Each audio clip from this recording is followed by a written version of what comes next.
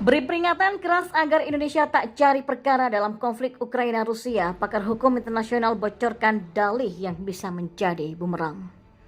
Perhatian seluruh dunia masih tertuju pada operasi militer tersebut. Indonesia menjadi negara yang ikut memperhatikan konflik ini. Netizen Indonesia pun ramai membuat berbagai teori mengenai konflik tersebut.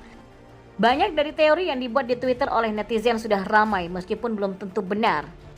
Dunia khawatir serangan Rusia ke negara pecahan Uni Soviet itu bisa memicu konflik dalam eskalasi besar. Melansir dari Tribun News, pakar hukum internasional Hikmahanto Juwana menyebut konflik Rusia dan Ukraina tidak lepas dari ketidakinginan Vladimir Putin melepas legitimasinya. Putin tidak mendefinisikan serangannya sebagai agresi, tapi Putin bersikeras mempertahankan pengaruh Rusia sejak Ukraina merdeka. Semakin Ukraina maju dan merdeka, maka legitimasi Soviet lama semakin pudar. Yang pertama, Rusia mengirimkan pasukan dalam rangka mengakui kemerdekaan Republik Rakyat Donetsk dan Republik Rakyat Luhansk dari Ukraina.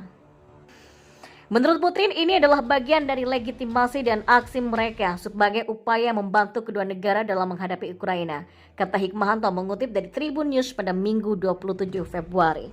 Hikmahanto menambahkan sejatinya Putin paham betul bahwa operasi militernya telah sesuai dengan pasal 51 Piagam PBB.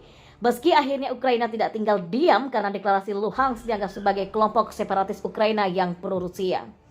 Jadi dalam konteks demikian, hukum internasional hanya digunakan sebagai legitimasi baik Rusia maupun Ukraina untuk menggunakan kekerasan atau use of force, kata Hikmahanto.